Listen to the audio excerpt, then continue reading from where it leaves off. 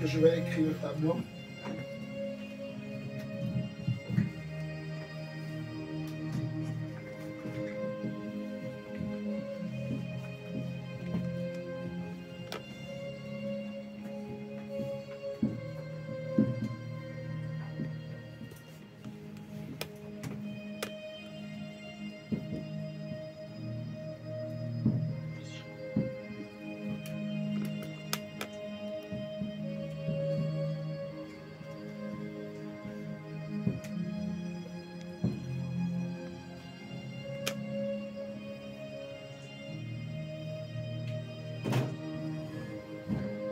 Bonjour Prince. Bonjour. Ça va? Ça va? Ah, tu nous as pas oublié. C'est vraiment... Là maintenant, je crois. Tu nous as pas oublié. Donc, le thème c'est afin que nous menions une vie paisible et tranquille.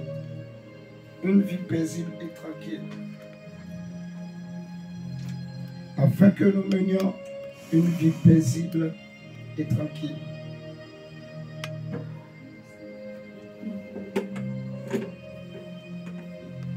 Ça va ma soeur Nadège?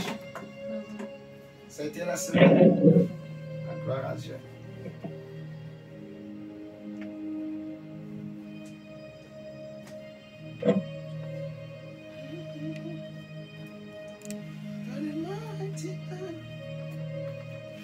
Le thème est tiré de 1 Timothée chapitre 2, versets 1 à 2. 1 Timothée chapitre 2, versets 1 à 2.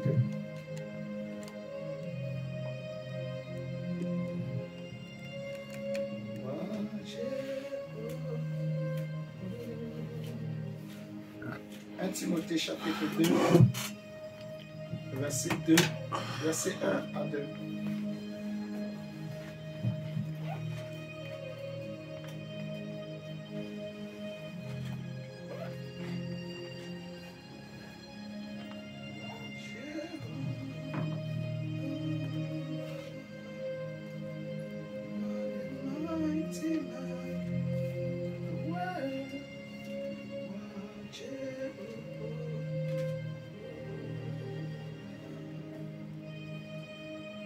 Timothée chapitre 2, verset 1 à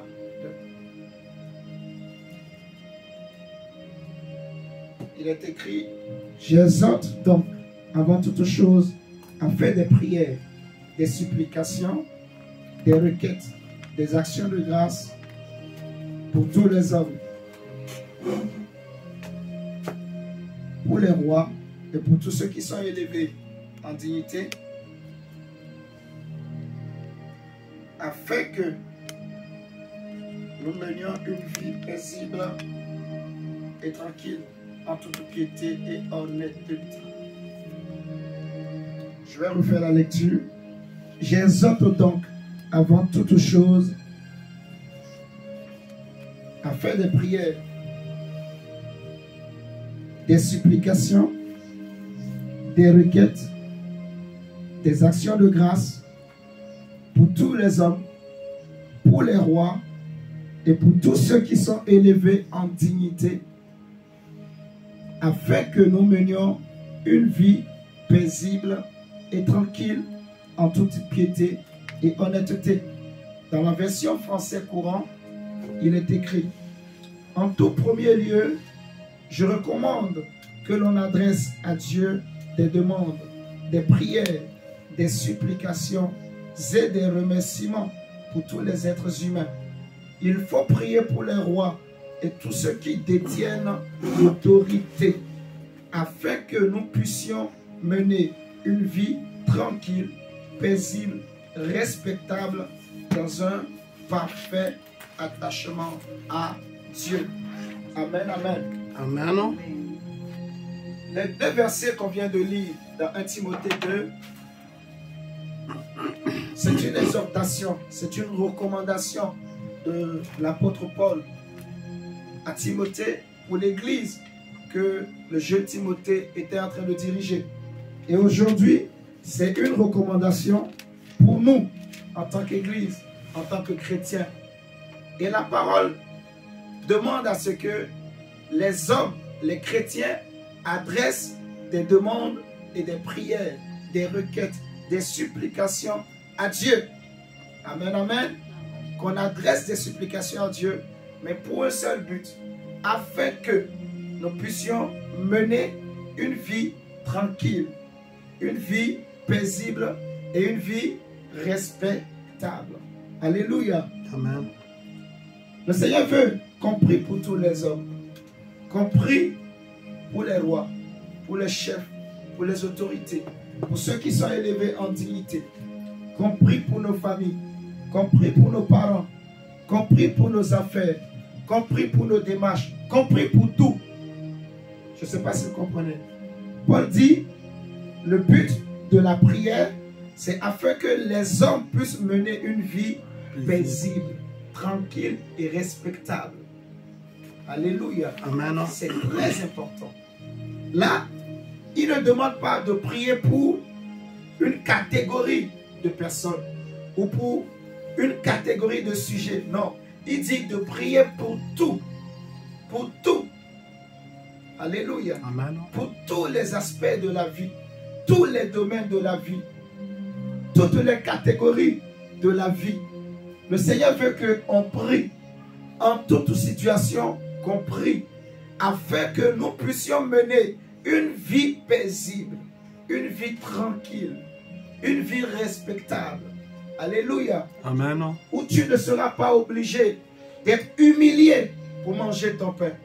Où tu ne seras pas obligé de vendre ton corps, par exemple, pour manger ton pain. Alléluia. Amen. Suivant très bien, vous allez mieux comprendre l'importance de ce sujet de prière, de cette prière. Vous savez, la Bible dit dans Romains,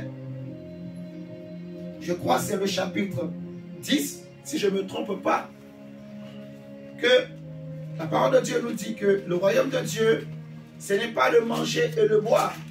Je vais vérifier rapidement, mais je crois que c'est le verset, c'est le chapitre. Non, c'est le chapitre 14, Romains 14, verset 17. La Bible dit, car le royaume de Dieu, ce n'est pas le manger et le boire. Le royaume de Dieu, ce n'est pas le manger et le boire, mais c'est la justice, la paix et la joie. Et Jésus dit, je suis venu afin que mes brebis aient la vie et la vie en abondance. Donc, l'Église est venue sur la terre pour que les hommes soient sauvés, mais pour que les familles aussi puissent vivre en paix et en tranquillité. Alléluia. Que les hommes gagnent leur paix avec respectabilité.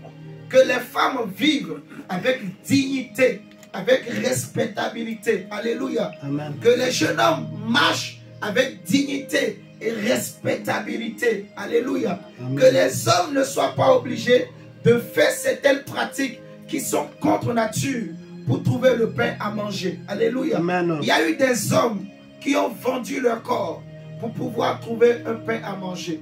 Il y a eu des femmes qui ont vendu leurs enfants, qui ont sacrifié leurs enfants pour trouver un fonds de commerce. Il y a eu des parents qui ont livré leurs épouses, vous voyez, Amen. pour trouver la gloire, pour être élevés. Mais le royaume de Dieu, on n'a pas besoin de tout ça. Jésus est venu pour que les hommes aient une vie de respectabilité, de dignité et d'honneur. Que les hommes aient une vie de tranquillité et de paisibilité. Amen, amen.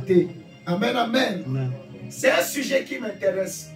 C'est un sujet très, très important. Frère. Parce que la famille, elle est sacrée pour Dieu. Alléluia. Amen. Amen. Tout comme l'église est sacrée. L'église est un corps. L'église est une famille. L'église est comparée à une nation. L'apôtre Pierre va dire, vous êtes une nation sainte, un peuple acquis. Vous voyez? Et on ne peut pas parler de nation sans parler de la famille. Parce Amen. que le cœur d'une nation, la base d'une nation, c'est la famille. Amen. Si tu veux savoir ce qui se passe dans la famille, regarde ce qui se passe plutôt dans une nation. Regarde au niveau de la famille. Telle que la tête de la nation sera, ainsi aussi sera les familles de cette nation. Alléluia. Amen. Parce que c'est le supérieur qui influence l'inférieur. N'oubliez jamais, je répète, c'est le supérieur qui influence l'inférieur. Ce n'est pas les enfants qui influencent les parents, mais c'est les parents qui influencent les enfants. Je vais le dire autrement. Ça n'a jamais été le cas dans toutes les nations, dans le monde entier, depuis que le monde existe. Tu ne verras jamais un lionceau apprendre à un lion ou à une lionne comment il faut chasser. Non, mais c'est la lionne qui apprend au jeune lionceau comment chasser. C'est écrit dans la Bible. Amen. Alléluia. Amen. C'est le supérieur qui enseigne l'inférieur. C'est le supérieur qui influence l'inférieur. Si donc le supérieur est gâté, l'inférieur aussi sera gâté. Alléluia. Amen.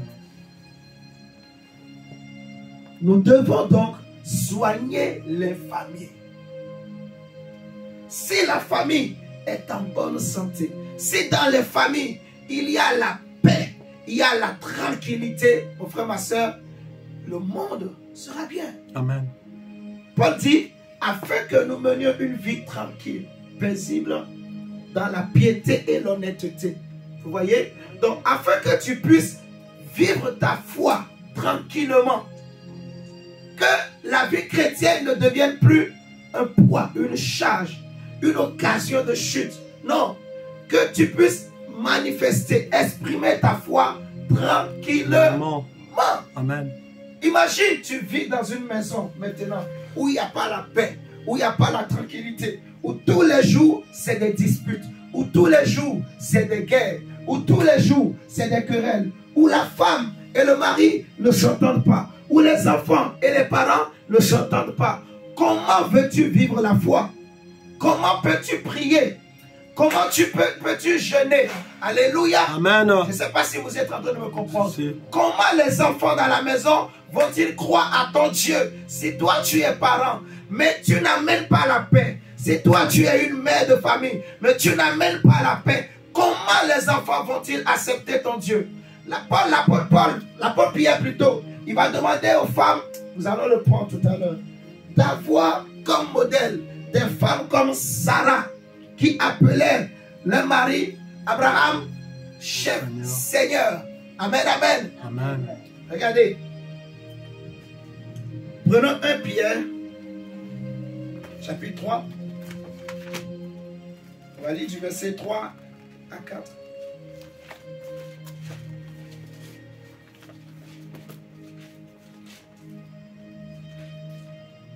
Une vie paisible. On vient de passer 2 semaines de jeûne et prière pour crier à Dieu pour la foi. Amen. Amen. Alléluia. Amen. Est-ce que vous êtes là? Amen. Amen. On vient de passer 2 semaines de jeûne et prière et nous avons crié à Dieu pour la foi. On a vu pas mal de choses.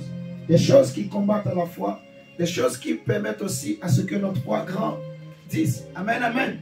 Mais n'oublions jamais, si la maison où nous vivons, l'environnement dans lequel nous vivons, ce n'est pas un environnement propice pour manifester sa foi, on ne pourra pas vivre notre foi tranquillement. Amen, amen. Amen. C'est pour cela il faut soigner l'environnement. Il faut soigner la famille et prier le Seigneur.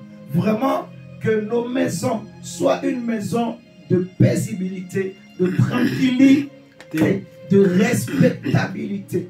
Où les femmes, elles sont remplies d'honneur et de respectabilité. Où les hommes sont remplis d'honneur et de respectabilité. C'est très important. Regardons ce que l'apôtre Pierre dit dans 1 Pierre chapitre 3.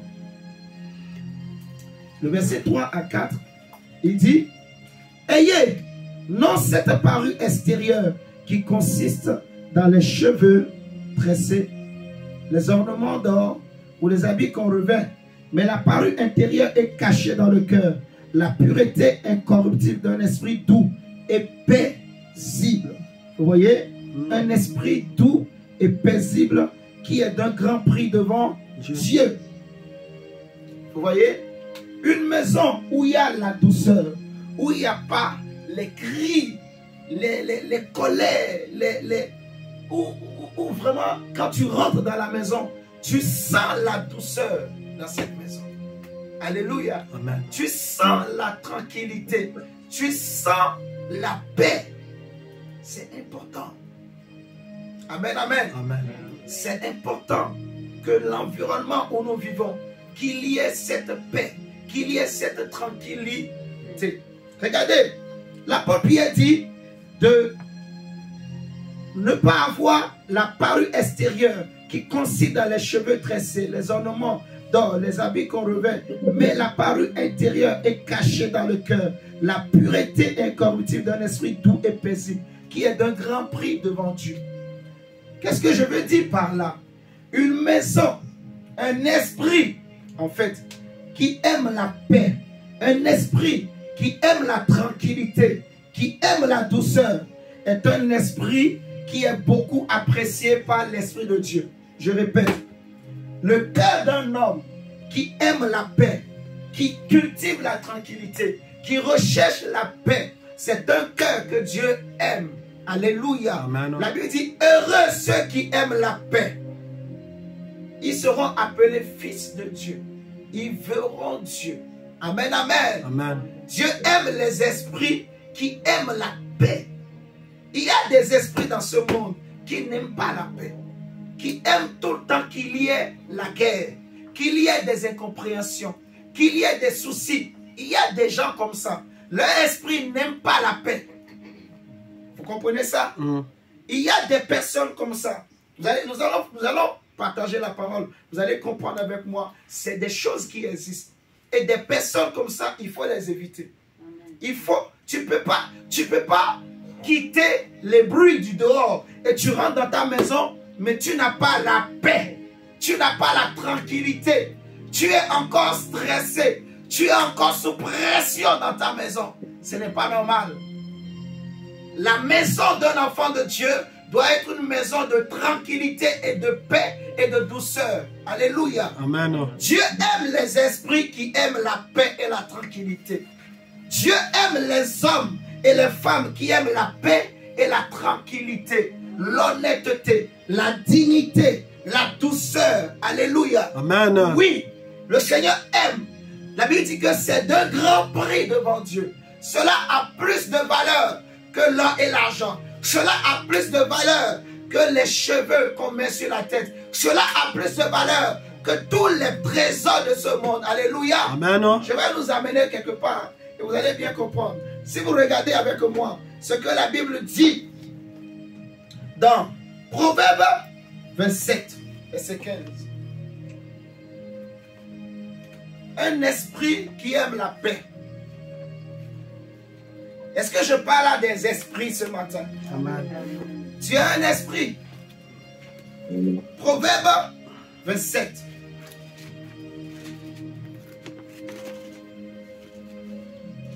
Verset 15. La Bible dit, une gouttière continue dans un jour de pluie est une femme querelleuse, et une femme querelleuse sont choses semblables.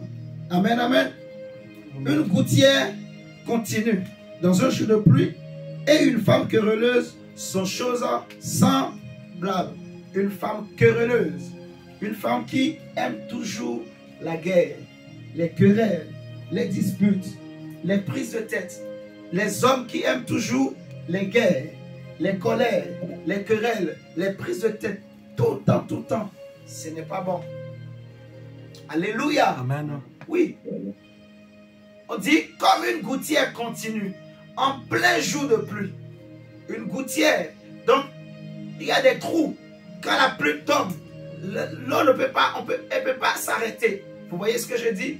Donc, on dit une femme querelleuse est pareille, est comparée à une gouttière. Un homme querelleux est comparé à une gouttière continue en plein jour de pluie. Une femme querelleuse, un homme qui aime les querelles, qui n'aime pas la paix, qui n'aime pas la tranquillité. Comment cela est possible? Une personne qui ne supporte pas la tranquillité. Si tu es chrétien, tu auras du mal à vivre ta foi. Si tu vis dans une maison où il n'y a pas la tranquillité, ta foi, tu auras du mal. Alléluia. C'est très important. Regardons. Proverbe 25. verset 24. Proverbe 25. Comme on est dans Proverbe, on va lire beaucoup de textes en Proverbe qui nous parlent un peu de tout ce qu'on est en train de dire. Et nous allons évoluer. Proverbe chapitre 25, le verset 24. Il est dit, mieux vaut habiter à l'angle d'un toit que de partager la demeure d'une femme querelleuse. Ce n'est pas possible d'habiter avec une personne, un esprit qui n'aime pas la paix. Il n'aime pas la paix. Il n'aime pas la tranquillité. Toujours des problèmes. Toujours des soucis, des prises de tête. Ce n'est pas bon. Il faut changer ça. Il faut prier par rapport à ça. Mieux vaut habiter à l'angle d'un toit. Ça veut dire qu'on est en train de nous dire, s'il y a une maison où tu sens que l'homme ou la femme, les gens avec qui tu vis, ils aiment tout le temps colère. Quand toi tu parles de paix, eux ils parlent de guerre. David le dit, quand toi tu parles de paix, eux ils parlent de guerre. Regardez, Psaume, comme on est dans Proverbe, regardons Proverbe, on va reprendre Proverbe. Regardons le Psaume, je crois, c'est le chapitre.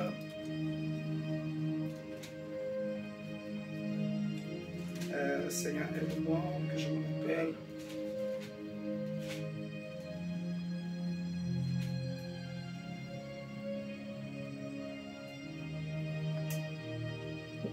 Je parle de paix.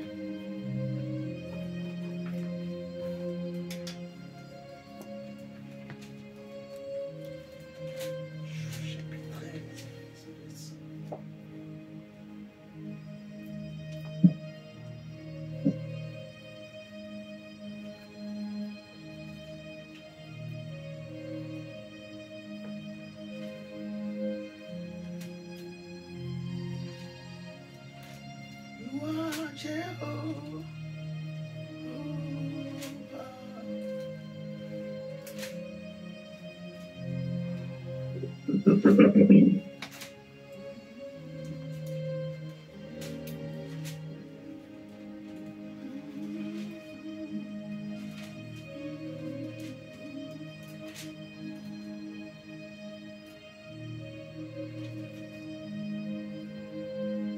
Prenons d'abord Proverbe, je vais vous donner le psaume tout à l'heure.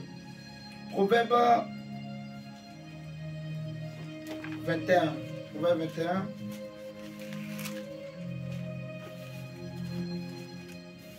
Le verset 9 et 19. Proverbe 21, verset 9. Mieux vaut habiter à l'angle d'un toit que de partager la demeure d'une femme querelleuse.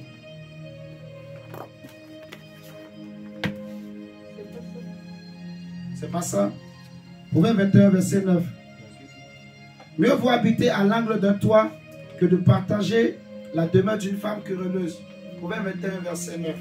Maintenant, on va lire le verset 19.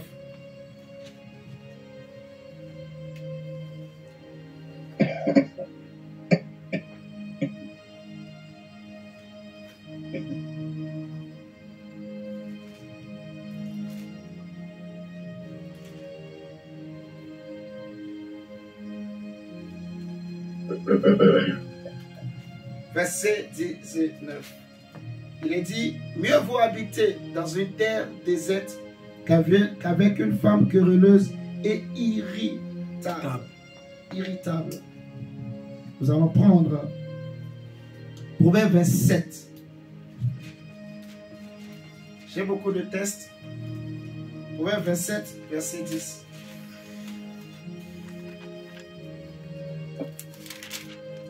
Proverbe 27, verset 10.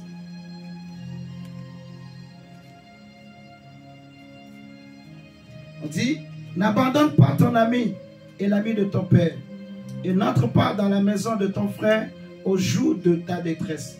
Mieux vaut un voisin proche qu'un frère éloigné. Mieux vaut un voisin proche qu'un frère éloigné. Prenons Ecclésiaste 4, verset 6. Et nous allons prendre...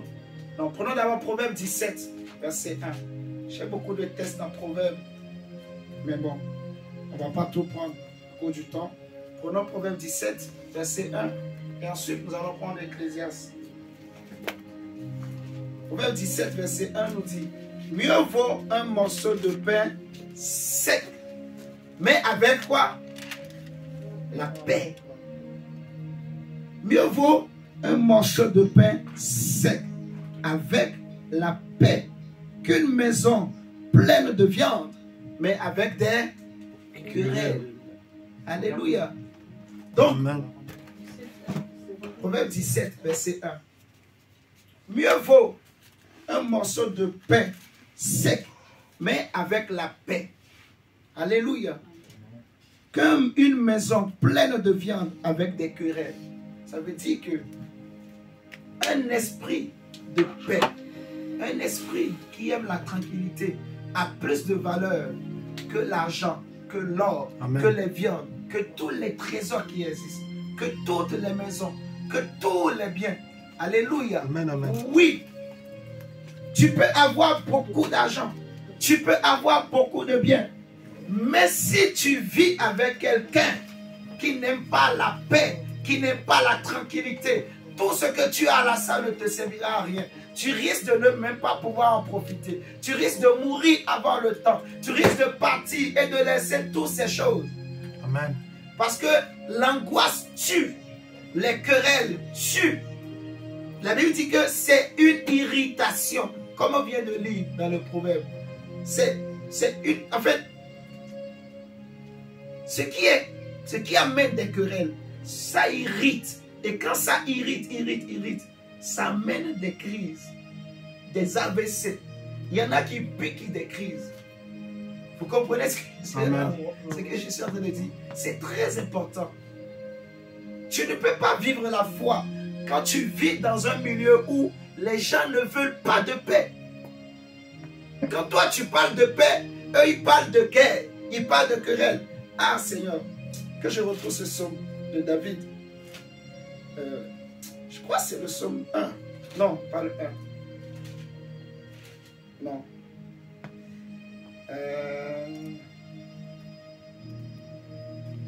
Non, je suis dans le proverbe. Mais c'est le psaume 13.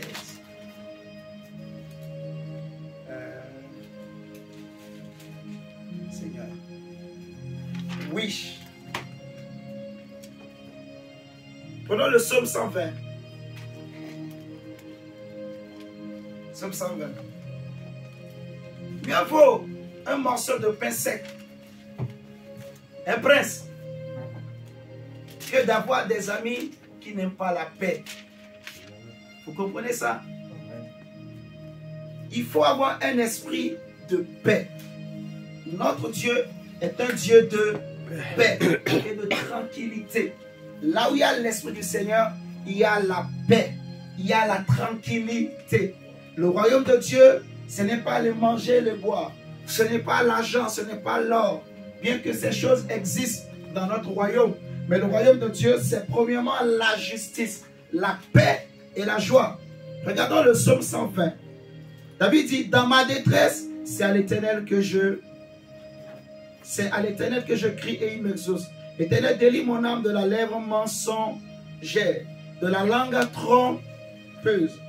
Que te donne, que te rapporte une langue trompeuse, les traits aigus du guerrier, avec les charbons ardents du gêné.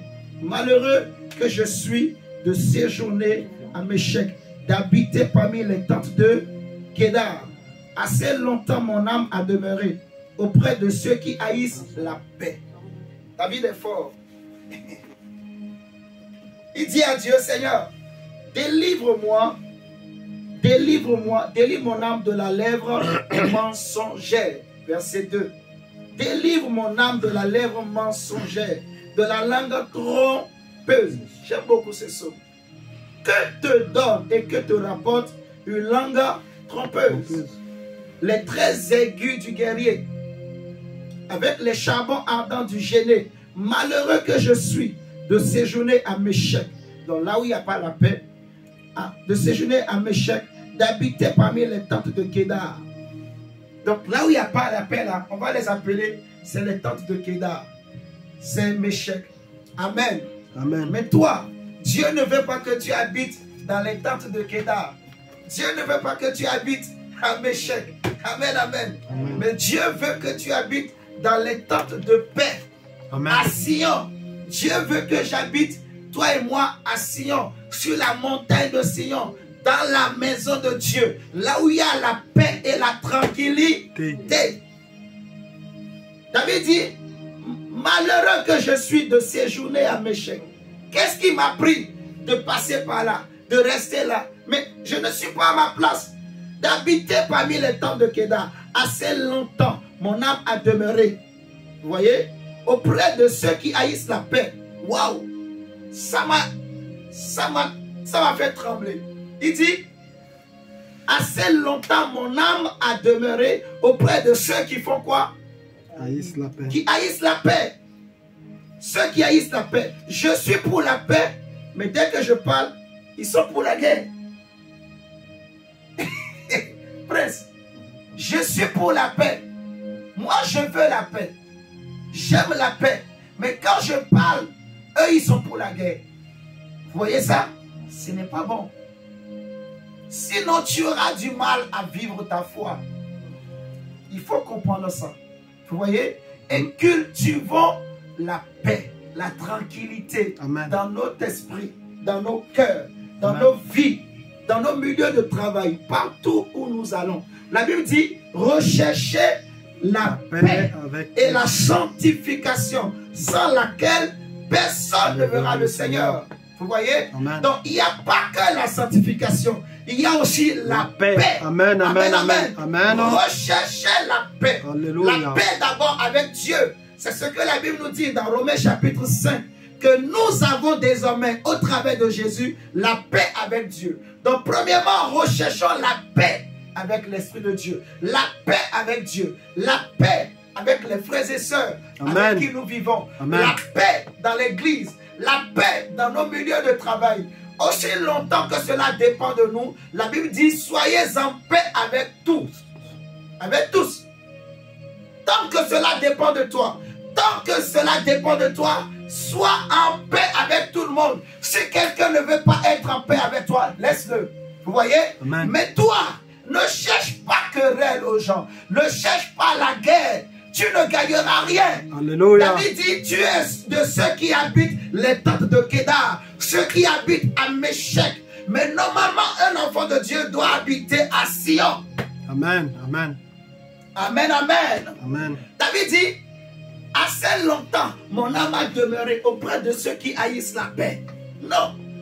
Il faut que je prenne une décision, que je change de position, que je change de caractère, que je change de comportement. Alléluia. Amen. Si tu vois qu'il y a quelqu'un qui n'aime pas la paix, laisse-le.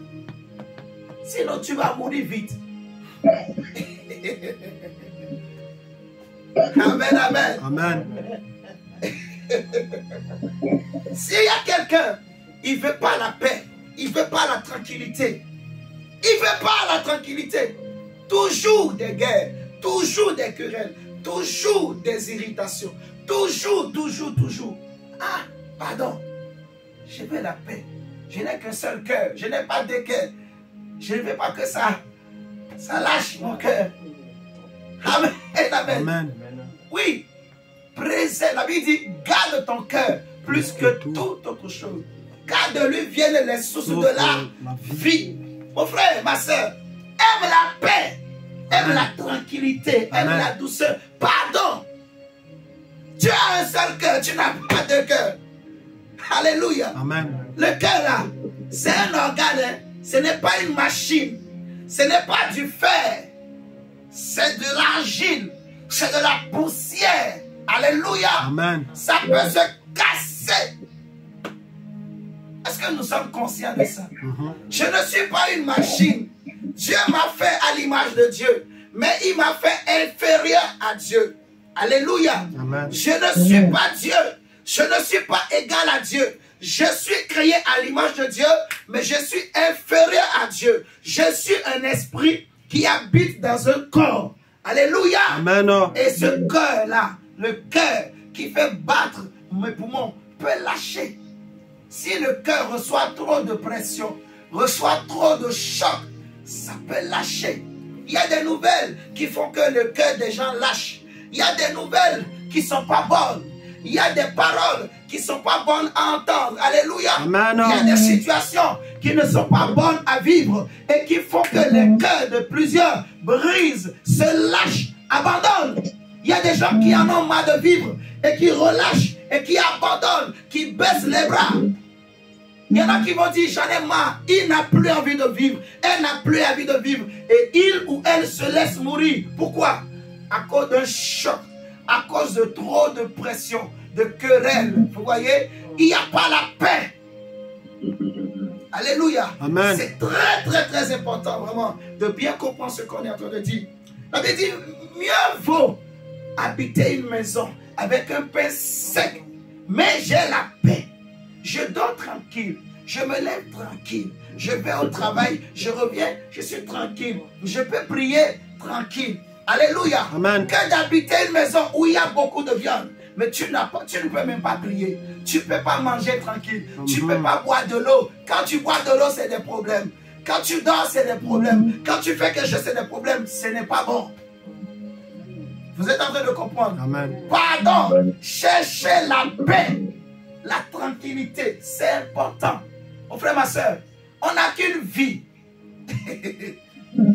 La vie passe, le temps passe, les choses aussi passent, et l'homme grandit, et les choses évoluent. Alléluia. Amen. La force que j'avais hier, je n'aurai pas la même force demain. Alléluia. Amen. C'est pour cela Salomon dit, vis ta vie, profite, fais ce que tu veux, mais sache qu'au dernier jour, Dieu te demandera des comptes. Alléluia. Amen. Donc profite de ta vie, profite aussi longtemps que Dieu renouvelle le souffle en toi. Cherche à avoir la paix, Amen. à cultiver la paix. Heureux ceux qui aiment la paix. Prenons Matthieu 5. Merci. Matthieu chapitre 5.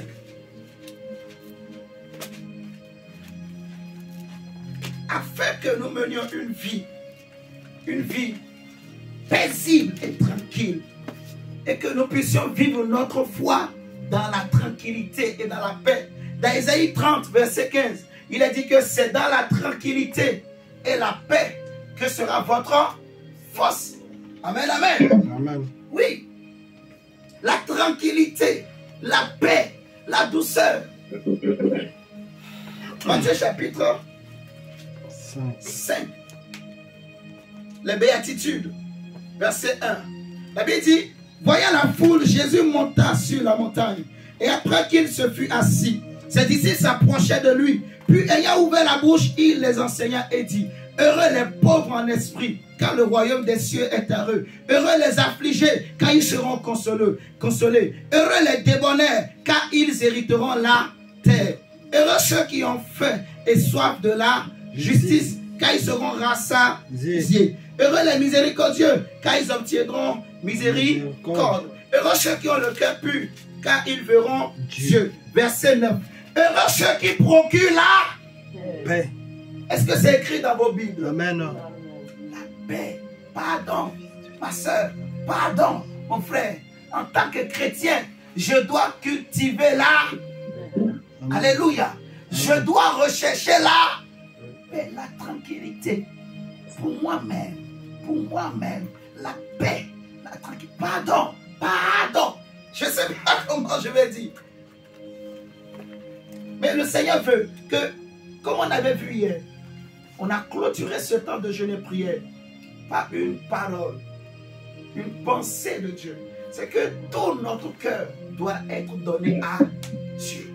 Tout notre être doit être donné à Dieu. Alléluia. Amen. Et je dois savoir, pour que je puisse vivre ma foi tranquillement et correctement, il faut maintenant que je soigne mon entourage et mon environnement.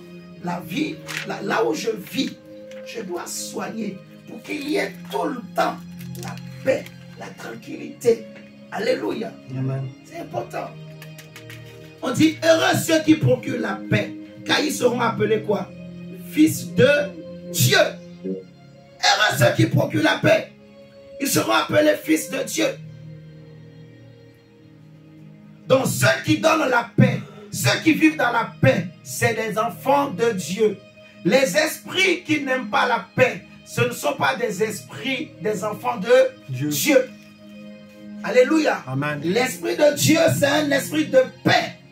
On a dit le royaume de Dieu, c'est la justice, la paix, la joie. Donc l'esprit de Dieu, c'est un esprit de justice, c'est un esprit de paix, c'est un esprit de joie. Alléluia. L'esprit de Dieu est un esprit de paix. Amen. Un enfant de Dieu doit avoir un esprit de paix. Alléluia. Amen. Celui qui est rempli de l'esprit de Dieu doit rechercher la paix. Pardon. La paix avec tous. Alléluia. Amen. Reprenons. Regardons maintenant Ecclésiaste 4. Le verset 6. Et nous allons voir quelques histoires. Ah, le temps passe vite. Hein? Oh là là. Je n'ai même pas encore dit le cas.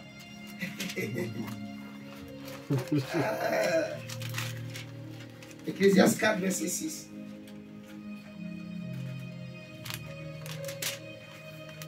Ecclésiaste chapitre 4, verset 6 plutôt. La Bible dit, mieux vaut une main pleine avec un repos. Hein? Mieux vaut une seule main, mais pleine et avec repos. Ça veut dire avec paix. Alléluia. Amen. Que les deux mains pleines avec travail et poursuite du vent. Ça veut dire que les deux mains avec pleines, mais il y a des peines. Des peines, des soucis, des angoisses. Qu'est-ce que je préfère? Avoir une seule main et qui est bien remplie, mais je suis en paix, que de me battre pour avoir mes deux mains remplies, mais je suis fatigué. J'ai des soucis. Alléluia. Amen. Tu vas voir, il y a des gens. Tu as entendu l'histoire d'un homme aux États-Unis qui a travaillé 24 heures sur 24 sans dormir. 24 heures sur 24, je vous dis. Et bizarrement, il a tenu, je ne sais pas si combien de mois ou si c'était pendant un an.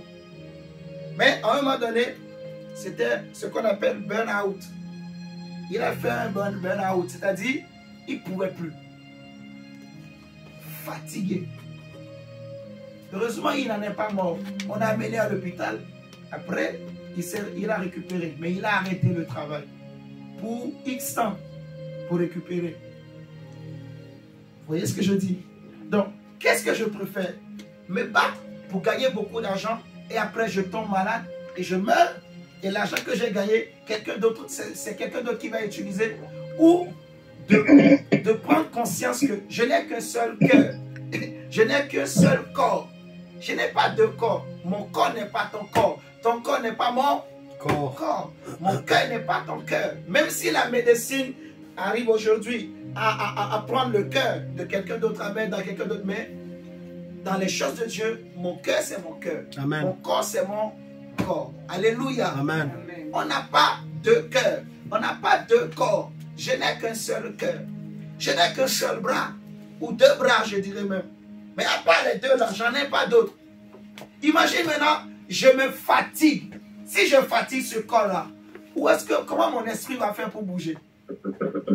Même si l'esprit est bien disposé. Mais si j'épuise ce corps-là, dis-moi. Dis à ton âme, mon âme bouge. Comment il va bouger? Il ne pourra pas. Vous voyez? Donc, les hommes, ils se mettent eux-mêmes dans des problèmes. Ils ne veulent pas la paix. David dit, j'habite au milieu des gens qui n'aiment pas la paix. Les gens vivent oubliant même qu'ils n'ont qu'un seul cœur, ils n'ont qu'un seul corps et qu'ils ne sont pas des machines. Oui, il y a des choses en fait. Si on est conscient que je ne suis que poussière, ce corps-là, c'est poussière. Je dois prendre soin et de mon esprit, de mon âme, de mon corps. Tu travailles 24 sur 24. Tu penses que tu vas tenir. Tu travailles sans repos. Qu'est-ce que tu cherches? L'argent, les papiers là, que les hommes ont pris. On a pris de l'encre, on a imprimé une couleur, on a imprimé des images et des figures sur le papier. C'est un bout de papier. Je vais me remonter plus haut. On a pris du bois qu'on a coupé dans la forêt. Le bois que Dieu a créé. Et on l'a travaillé On en a fait une matière. On a séché, c'est devenu papier. Le papier là maintenant, quelqu'un d'autre prend. Il le met dans une machine. Il prend de l'encre, une couleur, il mélange. Et maintenant, il imprime des images sur ça.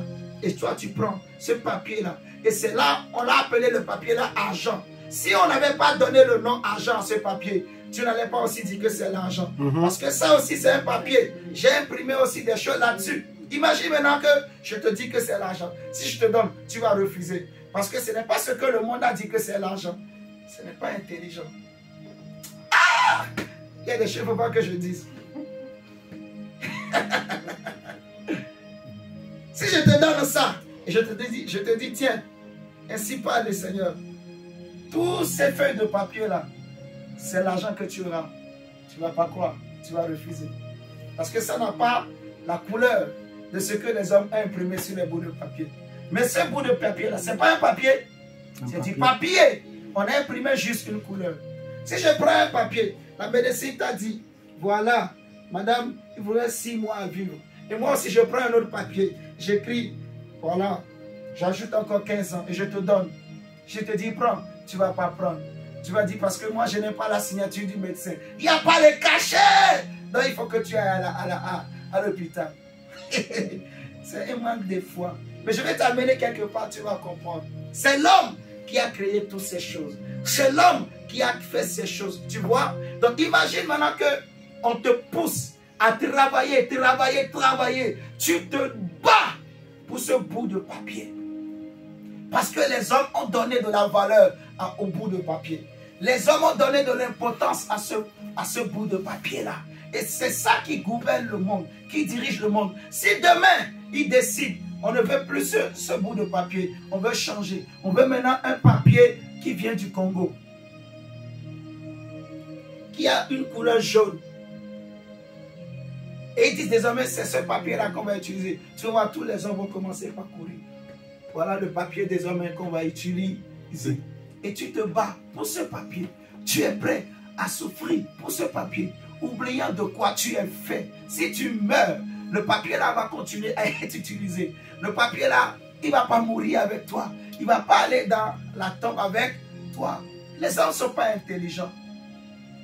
Moi, j'en conclus, prince. Et j'ai dit, les hommes ne sont pas intelligents. Il y en a qui font les études. Quand moi, j'étais étudiant, je me disais, je me prenais pour un génie. Ah, j'étais un fou. Je me prenais pour un génie. Ma tête, je voyais comme si je me voyais déjà à la NASA.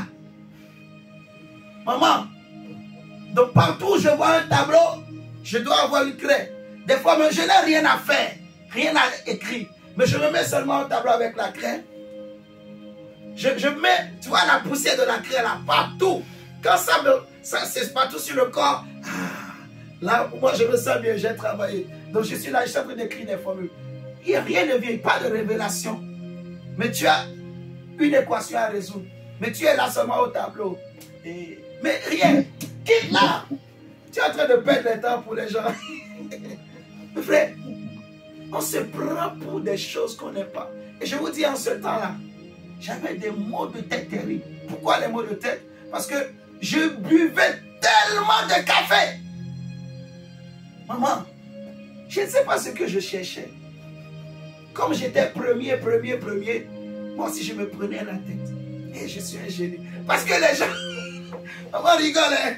Parce que les gens, je vous dis, à l'université, j'ai eu 21 sur 20. Une grande université, presque, ça m'a encore pris la tête. Mais là, je commençais par marcher. Donc, quand tu te mets au tableau, des fois, je m'enferme. Je suis là, j'étudie. Mais je vous dis, j'étudie pas beaucoup. J'étudie. Après, tu es là, tu forces, mais plus rien n'arrive. Tu n'arrives plus à rien retenir. Donc, normalement, aujourd'hui, là, avec la connaissance que j'ai, je vais laisser tomber. Parce que je sais que tout ce que je fais là, c'est une perte de temps. Mais en ce temps-là, tu es là, tu veux forcer. Et la tête commence à faire mal. Tu vas prendre le café. Le sommeil te réclame. Tu ne veux pas aller dormir. Tu veux forcément étudier. Tu veux forcément montrer que tu es génie. Tu n'as qu'un seul corps. Recherche la paix et aussi la tranquillité. Amen. Alléluia. Comment tu vas vivre ta foi si tu n'as pas la paix, si tu n'as pas la tranquillité avec toi-même, avec Dieu, avec ton environnement, juste pour ce bout de papier là, le diplôme là qu'on donne, les titres qu'on donne là, regardez comment il y a beaucoup de jeunes aujourd'hui qui deviennent fous.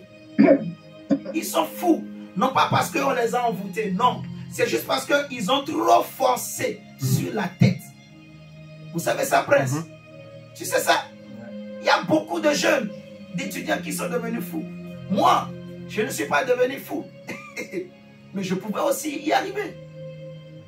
Tu vois, moi, Dieu m'a gardé. Mais il y en a d'autres qui sont partis, qui sont morts. Il y en a plein. Il y en a, il se prend pour Superman. Et il veut sauter maintenant le balcon. Moi, il a sauté du 3e étage. Je ne suis pas mort. Mais imagine maintenant quelqu'un, il habite au 7e étage. Et il se prend. Il a tellement regardé Spider-Man, étudiant. Les étudiants là, que Dieu les délivre. Je vous dis que Dieu les délivre. Amen. Il a tellement fait les PlayStation. Tellement il est resté dans son PlayStation. Fenêtre, tout est fermé, fenêtre fermée. Des jours, des semaines, il ne sort pas de chez lui. Juste, il ne dort pas, il est là. Hey! Cherche la paix. Cherche la tranquillité. Jeux vidéo. Violence, violence, violence, violence. PlayStation, Spider-Man, Spider-Man, Spider-Man. À un moment donné, maintenant le sommeil le prend. Mais dans son sommeil, il voit maintenant qu'il est devenu Spider-Man et qu'il est en train de voler. Du coup, il se lève. C'est une maladie. Il y en a, il dort, mais il se lève. Il marche. Oui, il va faire des choses, il sort dans la rue. Je ne sais plus comment ils appellent ça. Hein? Quoi? Somnambule. Somnambule. Somnambule. Somnambule. D'accord. Oui. Gloire à Dieu. Donc imagine maintenant, il sort comme ça là. Il ouvre la fenêtre. Donc il se voit dans sa tête. Il est en train de faire un rêve. Mais pour lui, c'est la réalité. Le rêve est devenu réalité. Maman, il ouvre la fenêtre. Il se voit en train de voler Spider-Man, comme c'était dans le film. Mais c'était la vraie vie. Il saute, 7e étage, 9e étage, 8e étage, par terre. On va ramasser la tête fracturée, la colonne vertébrale fracturée. Mais c'est trop tard, c'est la mort. Beaucoup de gens sont en train de partir pour ces bêtises. Parce que les gens ne veulent pas la tranquillité. Ils ne cherchent pas la paix. Pardon. On ne force pas. Vous m'entendez ce matin? Si tu veux vivre ta foi, cherche à vivre dans une maison de paix et de tranquillité. C'est très, très, très, très, très, très important. Amen, amen. Amen. Il y a deux choses qu'il faut travailler. Ou deux choses qui enlèvent la paix et la tranquillité dans les vies des hommes. 2 ou 3 choses même. La première des choses sur lesquelles il faut travailler, c'est le caractère. Le caractère. Je dirais même avant le caractère, on parlera de l'éducation. Vous m'entendez? L'éducation. Au début, je disais que c'est le supérieur qui influence l'inférieur. Le lionceau n'apprend pas à la lionne à chasser. C'est la lionne qui apprend au lionceau à chasser. C'est écrit dans la Bible. Si vous voulez, je vais vous donner. C'est écrit.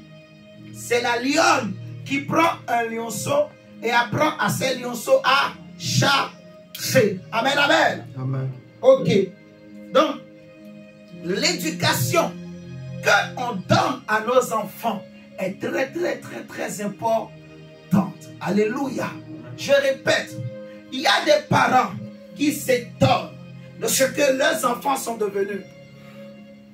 S'ils réfléchissent bien et s'ils retournent en arrière, s'ils font un retour en arrière, qu'ils regardent un peu quelle forme d'éducation ils ont donné à leurs enfants. Alléluia. Je répète, il y a des parents qui s'étonnent aujourd'hui de voir ce que leurs enfants sont devenus. Vous voyez, nous nous étonnons en France, maman, de ce que les jeunes sont en train de devenir en France. Ce que les jeunes sont en train de devenir n'est rien d'autre que l'image, le reflet de l'éducation qu'on leur donne dans les écoles. Vous m'entendez là? Je répète, les jeunes que vous voyez, qui sont devenus violents, impolis, irrespectueux, ici en France, je n'ai jamais vu autant de politesse, de manque de respect, des enfants méchants, violents, mauvais. Je ne sais même pas quel qualificatif il faut utiliser. Mais c'est terrible ce qui se passe au niveau de la jeunesse aujourd'hui en France. Vous m'entendez là? Et c'est très grave. C'est pour cela que le RN est en train de monter. Ne vous étonnez pas. Les gens en ont marre de cette violence, une violence gratuite, une impolitesse gratuite. L'éducation n'est plus ce qu'elle doit être. Les écoles ne sont plus ce qu'elles doivent être. Alléluia. Amen. Et maintenant, on a créé comme une division, une section. Donc, il y a maintenant l'école des riches. Il y a maintenant les écoles privées où on donne de bonnes éducations aux enfants. Et ce sont maintenant ceux qui ont les moyens qui envoient leurs enfants. Les ministres préfèrent envoyer leurs enfants là-bas. Mais nous qui ne sommes pas des ministres alors, nos enfants vont aller où? Dans les écoles où on méprise, on néglige. L'éducation nationale n'est plus ce qu'elle doit être. C'est pour cela que le RN est en train de monter. L'extrême droite est en train de monter partout en Europe. Les gens en ont marre. Les gens sont fatigués. Alléluia. Amen. Mais c'est aussi une erreur que les hommes pensent que la faute vient du gouvernement. La faute vient aussi des familles. C'est d'abord à la maison que les parents ratent aussi leur éducation. Alléluia. Amen. Quand l'enfant voulait descendre pour aller au bas de l'immeuble, pour aller fumer, pour aller jouer, quand il disait je descendais et je vais voir mes amis, il reste là jusqu'à 0h, jusqu'à 1h du matin. Et toi, parent, ça ne t'inquiète pas, tu es là dans la maison, tu dors. Et tu t'étonnes qu'un jour on t'appelle, on te dit que ton fils, on l'a attrapé, il a fait un braquage, on l'a attrapé avec de la drogue. Tu ne devrais pas t'étonner. Tu as raté l'éducation de ton enfant. Alléluia. Amen. Tu vois ta fille qui tombe enceinte. Et tu te dis, Seigneur, qu'est-ce que j'ai fait au monde? Est-ce que tu n'as pas raté quelque chose? Est-ce que tu ne lui as pas donné cette liberté qui a fait que elle s'est laissée comme ça, elle s'est livrée? Beaucoup de parents, l'enfant, quand l'enfant commence à grandir, les gens ont souvent cette habitude qu'il grandisse vite et que je sois délivré, que je sois en paix. Laisse-moi en paix, laisse-moi tranquille. Surtout quand l'enfant commence à trop déranger. Là. Les parents, tout ce qu'ils veulent, va jouer, laisse-moi tranquille. Va jouer, comme ça, le parent, lui, veut rester tranquille, manger sa glace, regarder son émission, regarder son feuilleton, regarder les feux de l'amour, regarder les documentaires sur les animaux. Vous voyez ce que je suis en train de dire? Donc, l'enfant fait des bêtises. Il copie des choses qu'il ne devrait pas copier, qu'on néglige. J'ai une nièce qui a failli se suicider dernièrement. Et quand j'ai appris ça, ça m'a mis en colère. Et c'est là le Saint-Esprit m'a ramené en arrière. Quand j'étais encore en Afrique, l'enfant déjà, dès le bébé, à peine 1 an, même pas 1 an, je ne sais pas. Mais elle avait déjà des comportements, des mimiques, des gestes, des choses, des façons là, vous voyez, qui prédisaient déjà ce qu'elle sera, quel caractère elle aura, quelle habitude elle aura. Mais nous, en ce temps-là, ses parents, ça les faisait rigoler.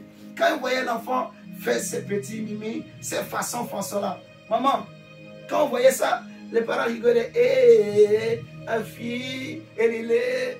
Je vais cacher le nom. Eh, Joanita, ah, elle est... On s'amuse.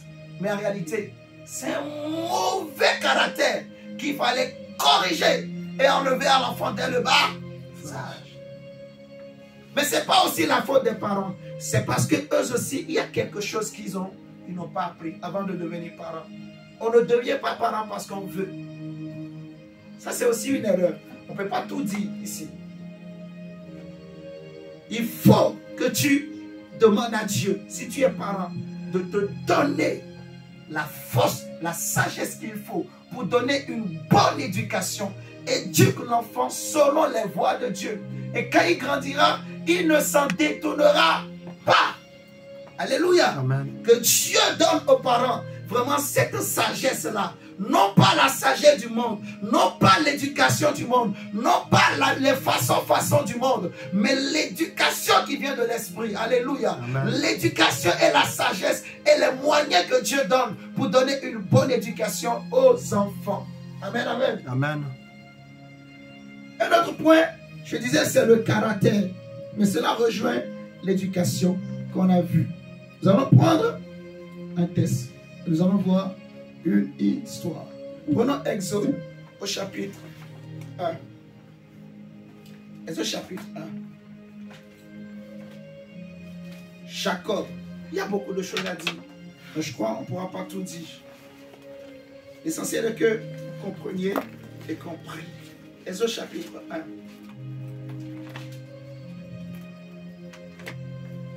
La Bible nous dit au verset 1. Voici les noms des fils d'Israël venus en Égypte avec Jacob et la famille de chacun d'eux.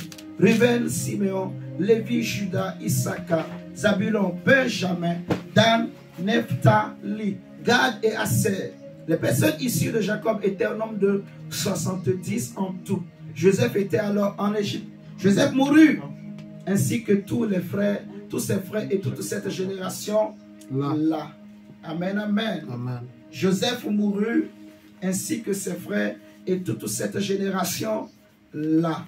Les enfants d'Israël furent féconds et multiplièrent. Ils s'accrurent et devinrent de plus en plus puissants et le pays en fut rempli. Pendant que j'étais en train de préparer ce message, je lisais ce texte et plusieurs autres textes, plusieurs autres histoires qui se ressemblent. Et l'Esprit de Dieu me faisait comprendre quelque chose. Vous voyez, Dieu a envoyé Jacob, d'abord Joseph en premier en Égypte, pour aller préparer le terrain et pour libérer son peuple, libérer sa famille d'un joug, d'un esclavage. Je disais la dernière fois, l'élévation que Dieu a donnée à Joseph, c'est une délivrance pour sa famille. Personne dans sa famille n'était devenu premier ministre. Vous m'entendez? Donc le fait que lui, il a ouvert la brèche, vous voyez, à la gloire, à la grandeur pour sa famille. C'est une délivrance. Il a brisé un joug. Il a ôté un fardeau de son épaule. Vous voyez, de l'épaule de sa famille. Mais au travers de Joseph, Dieu va envoyer Jacob pour aller vivre en Égypte. Alléluia. Amen. Jacob, quand Jacob était venu en Égypte, là où il était à Canaan, il n'y avait pas la tranquillité. En fait, il y avait la famine. Il y avait beaucoup de sécheresse. Il y avait une grande famine. Et Dieu va faire qu'au travers de Joseph, Jacob s'est retrouvé avec toute sa famille. Imaginez un homme qui prend toute sa famille, tous ses enfants, ses petits-enfants, tous, ses belles-filles, ses beaux-frères, tous, il a pris toute sa famille et ils sont tous allés en Égypte. Pourquoi? Parce que le premier ministre en ce temps-là était l'un de leurs membres. Alléluia. Amen. Était l'un des leurs. Et Joseph va leur donner un coin spécialement en Égypte qui s'appelle Goshen. Jacob est parti s'installer à Goshen avec toute sa famille. Et ils étaient bien. Ils étaient heureux. Ils étaient en paix. Alléluia. Amen. Je vois très bien. Ils étaient en paix. Il manquait de rien. Personne ne les dérangeait parce que Joseph était en vie. Le pharaon était pour Joseph. Le pharaon aimait Joseph. Les Égyptiens aimaient Joseph. Alléluia. Les Égyptiens appréciaient Joseph. Quand j'ai lu ma Bible, même la manière dont Jacob a été enterré, c'était terrible. Souvent, il y a des gens chrétiens qui sont TTS. Ils veulent faire croire aux gens que quand quelqu'un meurt, il faut l'enterrer tout de suite. Mais Jacob, quand il est mort, on n'a pas enterré tout de suite. On a attendu 40 jours d'abord. Et on a pris le temps, on l'a embaumé. Après ces 40 jours, on a encore pris des jours pour faire le deuil. Après ça maintenant, on va l'amener jusqu'à Canaan. Arrivé à Canaan encore, Joseph a encore pris des jours pour pleurer, avant qu'on l'enterre. Vous voyez ce que je dis? Donc c'est biblique. Quand parfois les gens, quand quelqu'un meurt, ils le mettent d'abord à la mort pour se préparer. Jacob, on l'a honoré. voyez ce que je dis? Comme un grand. Parce que son fils était grand. Donc la manière dont on a pleuré Jacob, on n'a pas pleuré Abraham comme ça. On n'a pas pleuré Isaac comme ça. Il est le seul dans toute sa famille à être pleuré comme ça. Peut-être après lui, Joseph lui-même. Mais Jacob, on l'a pleuré. On a pleuré longtemps. On a pris le temps pour le pleurer. On a fait le deuil. Alléluia. Amen. Vous voyez ce que je dis? Mais Jacob est mort. Après, Joseph aussi est mort. Tous les frères de Joseph aussi sont morts. Et la Bible dira que le pharaon aussi était mort. Et maintenant, regardez, verset 8 nous dit que il s'éleva sur l'Égypte un nouveau roi qui n'avait point connu Joseph. Et c'est là que le problème des enfants d'Israël ont commencé. Vous m'entendez? Donc, ce qui était au départ une bénédiction, une élévation, est devenu une source d'angoisse, de chagrin, de manque de paix, de manque de sommeil, de souffrance pour les enfants d'Israël. Le pays qui les avait accueillis à bras ouverts, le pays qui leur était favorable, ce pays maintenant commence par les vomir. L'Égypte était bon pour les enfants d'Israël. La tête de l'Égypte les avait acceptés, les avait accueillis. Mais le nouveau roi qui est venu a dit non, vous n'avez plus le droit de vivre sur ce sol. Le nouveau roi qui est venu n'a plus voulu que les enfants d'Israël soient libres. Et le Seigneur me disait de regarder ce qui était une bénédiction est devenu pour eux une source de chagrin, une source de difficulté, une source de problème. Ils n'avaient plus la paix, ils n'avaient plus la tranquillité. Vous imaginez, on ne faisait que les accabler jour et nuit. Même les enfants qui naissaient, ce roi va dire aux femmes, quand les enfants vont naître, de tuer tous les garçons. Alléluia. Vous connaissez l'histoire. Les femmes là n'ont pas fait. Mais le roi là maintenant, tellement qu'il était méchant et qu'il voulait détruire Israël, il va dire à tous les Égyptiens, tous les enfants des Égyptiens, quand vous les voyez, s'ils sont des garçons, jetez-les dans le fleuve. Vous voyez ça? Donc imaginez maintenant comment une famille vivait en ce temps-là. Une famille de Juifs. Pas de paix. La nuit, les parents ne dorment pas. Parce que si jamais les Égyptiens apprennent que la famille qui est là, ils ont mis au monde un enfant, on risque de prendre le bébé, on le jette dans l'eau. Vous voyez? C'est ce qui s'est passé avec Moïse. Sa maman le cachait. Mais à un moment donné, elle ne pouvait plus le cacher longtemps. Parce qu'on va le découvrir, on va le prendre, on va le tuer.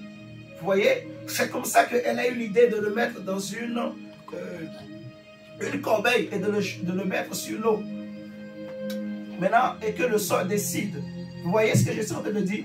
Le Seigneur m'a fait comprendre. La Bible dit que la bénédiction de l'Éternel enrichit et elle ne fait suivre d'aucun chagrin. Proverbe 10, verset 22. Elle ne fait suivre d'aucun chagrin. La bénédiction de Dieu. Depuis que tu as rencontré un homme, depuis que tu as rencontré une femme, tu étais en paix avant. Tu étais tranquille. Tu étais une femme tranquille. Mais depuis que tu as rencontré cet homme, tu n'as plus la paix. Tu n'as plus la tranquillité. Tu es tout le temps stressé. Tu as peur tout le temps. Tu es angoissé tout le temps. Il y a un problème. Vous êtes en train de me comprendre? Depuis que tu as eu ce mariage, tu priais pour que Dieu te donne un mari. Tu priais pour que Dieu te donne une femme. Mais Dieu t'a donné le mari. Dieu t'a donné le mariage. Mais tu n'as plus la paix. Tu n'as plus la joie. Tu voulais que Dieu te donne un travail. Mais tu as eu le travail. Tu as longtemps prié et jeûné pour avoir un travail. Maintenant que tu as un travail, tu as un bon travail et tu as un bon salaire. Mais à cause de ce travail, tu ne dors plus la nuit. À cause de ce travail, tu es tout le temps fatigué. À cause de ce travail, tellement que c'est stressant que même quand tu es à la maison, tu es stressé. Au moindre bruit, tu as peur. Tu paniques à tout moment. Tu es devenu colérique. Tu es devenu agressif. C'est quoi le souci? Où est le problème? Pourquoi la bénédiction devient source d'angoisse? La bénédiction de l'Éternel enrichit et elle ne doit pas faire suivre d'angoisse. Ta fille a trouvé un mari, mais depuis que ta fille a trouvé le mari, elle n'a plus de respect. Elle ne respecte plus les parents.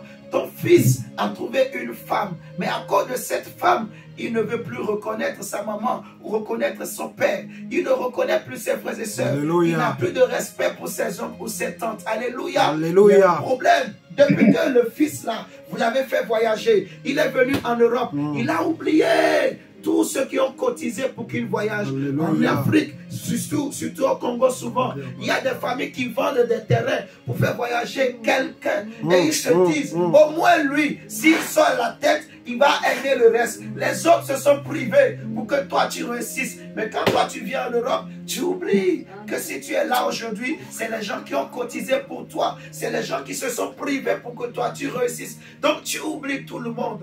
Et tu t'es tellement donné à la vie dans ce pays que tu n'as plus la paix. Tu as peur. Quand les gens t'appellent de l'Afrique, tu ne veux pas décrocher parce que tu as peur qu'on te demande de l'argent. Tu as peur qu'on te rappelle. N'oublie pas qu'on a la dette à payer ici. N'oublie pas qu'il y a des frères qui sont ici. Tu ne veux aider personne. Qu'est-ce qui s'est passé? Pourquoi tu n'as pas la paix? As-tu peur d'aider les autres? As-tu peur de donner aux autres? La bénédiction de Dieu ne fait sur d'aucun chat. Pourquoi la bénédiction devient une source de problème? Alléluia. Amen. Comment vous êtes en train de comprendre? Quand Dieu bénit, il ne doit pas y avoir de soucis. Alléluia. Amen. Dieu n'a jamais interdit d'aider les autres. Alléluia. Amen. Dieu n'est pas contre le mariage. Dieu n'est pas contre que ton fils ou ta fille se marie. Dieu n'est pas contre que tu trouves un mari ou une femme. Dieu n'est pas contre le fait que tu travailles. Alléluia. Mais c'est ce que tu fais avec cette bénédiction. La manière dont tu gères cette bénédiction qui intéresse Dieu. Alléluia. Amen. Comment tu gères ce que Dieu te donne, ce que Dieu met dans ta main. Est-ce que tu le gères avec la sagesse de Dieu ou avec la sagesse des hommes? Alléluia. Amen. Il y en a des histoires, mon frère, ma soeur. Il y a deux frères qui étaient bien, qui s'entendaient bien, qui mangeaient ensemble, qui parlaient bien, qui ont grandi ensemble. Oh Dieu! Tout, ils faisaient ensemble. Ils étaient inséparables. Amis inséparables. Des frères qui s'appelaient tout le temps. S'appelaient tout le temps. L'un ne pouvait pas vivre sans voir son frère. Mais depuis que l'un est marié, la femme a dit des choses. Dit des choses. Et c'est fini. Division. Il ne veut plus voir son frangin. Il ne veut plus voir son frère. Qu'est-ce qui s'est passé? Le mariage. Le mariage qui doit unir la famille. Le mariage qui doit faire que la famille grandisse. Alléluia. C'est devenu une source de division. Une source d'angoisse. Une source d'incompréhension. Ce n'est pas normal. Il faut prier. Alléluia. Et je prie pour toi, mon frère, ma soeur, ce matin. Que la bénédiction qui est dans ta main ne soit pas une source de chagrin. Alléluia. Je prie que cela ne t'éloigne pas de tes frères. Que cela ne t'éloigne pas de Dieu. Alléluia. Je prie que le travail que Dieu te donne, que Dieu met dans ta main, ne te détruise pas. Ne t'enlève pas la paix. N'amène pas l'angoisse dans ta vie. Alléluia. Amen. Mon frère, comment c'est possible? Il y a des esprits qui n'aiment pas ton esprit. Il y a des esprits qui cherchent le malheur de ton esprit, qui ne veulent pas que tu sois heureux dans ce mariage, qui ne veulent pas que tu sois heureux dans ce travail. Il y a des gens qui en veulent à ta vie. Tu étais tranquille dans ton coin, mais il y en a qui sont venus, ils ont envoyé des gens et ils sont venus t'espionner. Ils sont venus voir comment tu vis. Ils ont vu là où tu vis. Ils ont vu comment tu manges. Ils ont vu comment tu es en paix avec ta femme. Toi et ta femme, vous étiez bien. Il y a des gens qui sont venus chez toi. Ils vous ont regardé. Ils ont mangé avec vous. Ils ont bu avec vous. Ils ont parlé avec vous. Ils ont même passé la nuit chez vous. Ils étaient bien. Vous êtes heureux. Toi et ta femme, vous rigolez ensemble. Et le monsieur a vu. Le petit a vu. Le jeune homme a vu. La femme là avait vu. Comment toi et ta femme vous rigolez. Comme Jacob, plutôt Isaac et Rebecca. Tu fais des jeux avec ta femme. Avec tes enfants, tu t'amuses. Tu sautes. Toi, un papa, tu t'amuses avec tes enfants. Et les enfants sont contents. Nous sommes contents. Ils disent à leurs amis, mon papa est un héros, j'ai un bon papa, ainsi de suite. Mais depuis que la femme là est passée chez vous, que l'homme là est passé, depuis quelque temps, tu ne veux plus voir ta femme. Tu ne veux plus sentir même ta femme. Ta femme elle-même, elle ne veut même plus te sentir. Tu l'énerves. Elle est partie jusqu'à te dire, tu m'énerves. Tu es en plein fiançailles avec un homme. Vous avez commencé bien, vous parlez bien, mais subitement tu ne veux plus sentir ton fiancé. Tu me dis que tu me déçois. Tu me dis que non, je ne pensais pas que tu étais comme ça, je ne t'aime pas. Il y en a qui ont regretté. Est-ce que vous m'entendez ce matin? Amen. Mon frère, Paul dit, il faut prier pour tout. Amen. Pour que nous menions une vie paisible et tranquille. Il faut prier pour tout. Prie pour tout. N'oublie pas quelque chose. N'oublie pas un aspect de ta vie. Les choses que tu négliges là, c'est pas là que l'ennemi va passer pour t'atteindre, pour détruire ton mariage, pour détruire la tranquillité que tu as, pour détruire la stabilité que tu as. Qui m'entend ce matin? Amen, amen, amen. Je vais te laisser 5 à 10 minutes. Prie le Seigneur. Parle à Dieu, mon frère, ma soeur. Que le Seigneur te préserve. Prie pour tout, prie pour tout, prie pour ta famille, prie pour ta vie, même les petites choses que tu négliges, prie pour ton sommeil, prie pour ta nourriture, prie pour les gens que tu rencontres. Que Dieu te préserve des espions, que Dieu te préserve de ceux qui viennent enlever la paix, de ceux qui détruisent la paix. Alléluia. Amen, amen, amen. Même ceux qui sont en ligne, élevons la voix et j'aimerais que tu pries. Nous sommes presque arrivés à la fin de notre culte. J'aimerais que tu prennes même 5 à 10 minutes et parle au Seigneur. Si ce message t'a touché, si tu as compris, il faut prier pour tout. Paul nous dit, priez pour tout. Priez pour les rois. Priez pour tout. Faites monter à Dieu des supplications, des requêtes, des demandes. Priez, priez, priez, priez, afin que nous puissions mener une vie paisible, une vie tranquille, une vie respectable. Dis à Dieu, Seigneur, je veux une vie respectable. Je suis fatigué, j'en ai assez, Seigneur Jésus, d'être humilié. J'en ai assez, Seigneur Jésus, d'être humilié. J'en ai assez d'une vie où on m'humilie tous les jours. Seigneur, je ne vais pas vendre mon corps. Seigneur, j'en ai assez de mentir pour trouver un pain. Seigneur, je veux une vie respectable. Je veux une vie respectable. Je veux être une femme respectable. Je veux être un homme respectable. Je veux une vie tranquille. Je veux une vie paisible. Je veux une relation paisible. Une relation tranquille pour mon fils, pour ma fille, avec mes enfants, avec moi et mon mari. Seigneur, je veux qu'il y ait la tranquillité, qu'il y ait la paix dans ma vie, qu'il y ait la paix dans ma maison. Yahweh, je te supplie ce matin, comme Paul a dit, je prie pour tout. Je prie pour ceux qui ont de l'autorité dans ma famille. Je prie pour mon mari. Je prie que Seigneur, tu le gardes, tu le protèges. Protège-le, protège mon mari. Protège ma femme. Je prie pour ma femme, oh Dieu, que tu gardes son cœur, tu gardes son âme, tu gardes son esprit. Préserve-le, Seigneur Yahweh, de toute irritation. Préserve-le de ceux qui viennent enlever la paix, de ceux qui viennent exciter le Léviathan, ceux qui viennent pour exciter la colère, ceux qui viennent pour exciter Yahweh l'irritation. Yahweh, préserve mes enfants, préserve mes enfants, ceux qui sont étudiants, ceux qui travaillent, Yahweh là où ils sont, ceux qui seront peut-être voyager, préserve-les. Je prie pour mon frère, je prie pour ma soeur, je prie pour mon mari, je prie pour ma femme. Prie comme ça. Je dis tout ça pour te donner des sujets de prière, te donner des idées, pour réveiller ton esprit, pour ouvrir ton esprit à la prière. Prie pour tout. Paul a dit, priez pour tout. Prie pour ta mère, prie pour ton frère, prie pour tes soeurs. Que Dieu les garde, que Dieu les préserve. Dis à Dieu, Seigneur, souviens-toi Yahweh que je suis poussière. Souviens-toi Adonai, que je suis faite de chair. Souviens-toi que ma mère est poussière, elle est faite de chair. Souviens-toi, oh Dieu, que je n'ai qu'un seul cœur. Je n'ai pas deux cœurs, Yahweh. Seigneur, c'est pour cela, garde mon cœur, garde le cœur de ma femme, garde, Seigneur, nos âmes, garde nos finances, garde, Seigneur, nos vies, garde nos foyers. Yahweh, qu'il y ait la tranquillité. Yahweh, qu'il y ait la tranquillité. Yahweh, garde nos finances, Seigneur de gloire, Père. Crie à Dieu, que crie la à Dieu. tranquillité éternelle, Dieu, Papa. Crie à Dieu. Crie à Dieu.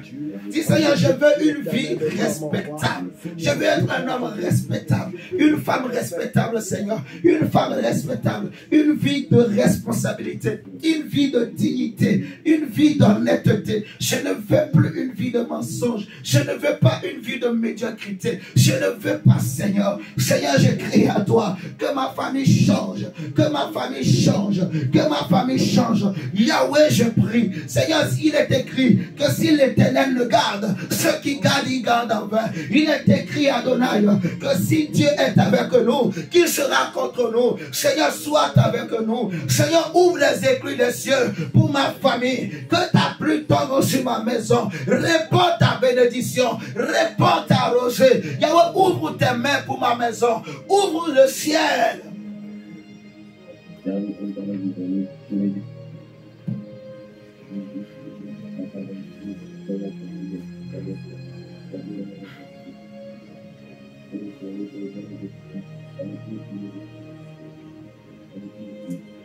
Prie le Seigneur. Le Seigneur va changer ta vie. Dieu va changer ta situation. Crois seulement. Crois. Dieu est en train d'écrire une nouvelle page pour ta vie, ton mariage, ton travail, ta situation. Il est l'avocat par excellence, le défenseur des enfants de Dieu. Quand un malheureux crie, l'Éternel entend et le délivre de ses angoisses. Crie à Dieu ce matin pour ta vie, ta famille. Tu en as marre. Tu en as marre d'être stressé. Tu en as marre de t'inquiéter tout le temps pour ta situation, pour ta vie.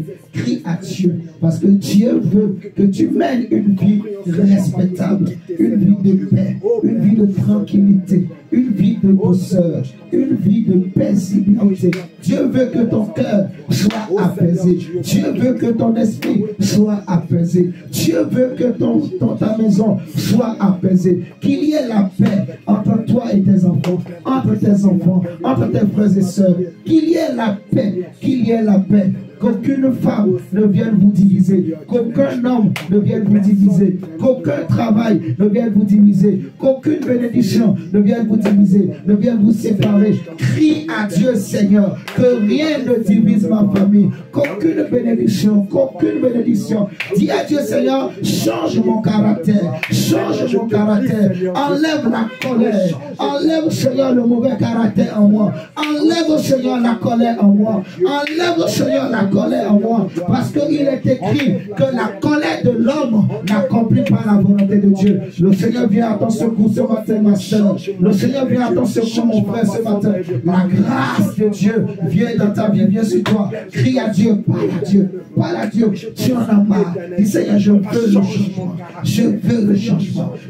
le changement. Seigneur, ouvre les écoutes des cieux pour moi. Je t'applique tant dans ma vie, oh Dieu. Je t'applique tant, mon Seigneur, dans ma vie, oh Dieu. Seigneur, regarde-moi. Dis, Seigneur, regarde-moi. Dis, Seigneur, moi, je suis pour la paix. Je suis pour la dignité. Je suis pour l'honnêteté. Je suis pour la vérité. Je suis pour la vérité. Je suis pour l'honnêteté. Je suis pour la paix. Je suis pour la tranquillité, Seigneur. Je suis pour la lumière. Je suis pour la paix. Je suis pour la justice, Adonai. Seigneur, éloigne de moi les hommes et les femmes, les personnes qui n'aiment pas la paix, qui n'aiment pas la tranquillité, qui n'aiment pas la vérité. Seigneur, éloigne de moi ces personnes, éloigne de mon chemin, éloigne de ma vie, Adonai. Oh Dieu, je remets tout autour de moi, tout autour de ma maison, tout autour de ma famille. Seigneur Jésus, entre tes mains, je remets tout entre tes mains. Yaraba Shaka, Ishekerababa, Araba Shotokolobo. Father, we need your presence, we need your help, we need your grace. We need your mercy. Etalabashata. Ishakatalabasha. Eketelebe shakalaba. Shababababa. Yaramasotokorobo. Shababababa. Ikarabababa. Shandarababa. Crie à Dieu, crie à Dieu. Même ceux qui sont en ligne. Parle à Dieu, parle à Dieu. Seigneur, merci. Oh Seigneur, merci, papa. Oui, merci encore pour ta parole de ce matin, Dieu. Merci, Seigneur, tu es béni pour notre âme. Oh Seigneur, je te bénis, je te loue pour tout ce que tu fais. Amen. Donc tu es. Je vais quand même prier pour toi. Mets ta main sur ta tête, s'il te plaît. Je vais prier pour toi. Seigneur mon Dieu, Père, j'implore ta grâce pour ce peuple. Je sais que l'ennemi n'aime pas les hommes qui t'aiment, qui veulent te plaire. Mais je prie, sur base de cette parole, dans le nom de Jésus. Tu as dit, Seigneur, je vous laisse ma paix, je vous donne ma paix. Je ne vous la donne pas comme le monde donne. Et pour cela, je prie et je demande la paix, la tranquillité, la douceur de l'esprit dans les esprits de mes frères et sœurs. De ceux qui écouteront ce message plus tard. De toute personne qui prie avec nous. Dans nos familles, dans les relations entre le mari et sa femme, entre une femme et son mari, entre une mère et ses enfants. Je prie, là où une bénédiction qui est censée amener la paix, l'élargissement, amener la division, la séparation, les incompréhensions. Éternel, je prie qu'au nom de Jésus, que Seigneur, tu ramènes la paix, qu'il y ait la confusion dans le camp du diable, que les esprits qui n'aiment pas la paix, qui n'aiment pas la tranquillité, qui viennent irriter, qui viennent exciter les querelles, Seigneur, qui soient dévoilés. Les personnes qui sont autour de mon frère, de ma soeur, qui sont à la base, Seigneur, des divisions, qui sont à la base, Seigneur, des problèmes qui excitent, Seigneur, les querelles, qui, Seigneur, créent des querelles, mais qui se cachent, qui soient exposées. Que ces personnes, qu'elles soient exposées. Seigneur, dans le nom de Jésus-Christ de Nazareth, Seigneur, je prie que tu protèges tous les biens de mes frères et sœurs, toutes leurs activités. Que, Seigneur Dieu, ta main, ta grâce soit avec eux. Que tu aides, Seigneur, chacun à vivre sa foi, Seigneur, dans l'honnêteté, dans la tranquillité, la paix, la douceur. Au nom de Jésus, que tu remplisses mon frère, ma soeur, de ton feu. Que le ciel soit ouvert pour mon frère, ma soeur. Et que la gloire, la grâce de Dieu accompagne. Que le Saint-Esprit accompagne. Que mon frère, ma soeur soit rempli ce matin. Père, je te bénis pour ce message. Et je te rends toute la gloire. Je te remercie, Seigneur. Au nom de Jésus-Christ. Amen. Amen, amen, amen, amen, amen. On peut acclamer le Seigneur. Merci, merci, merci.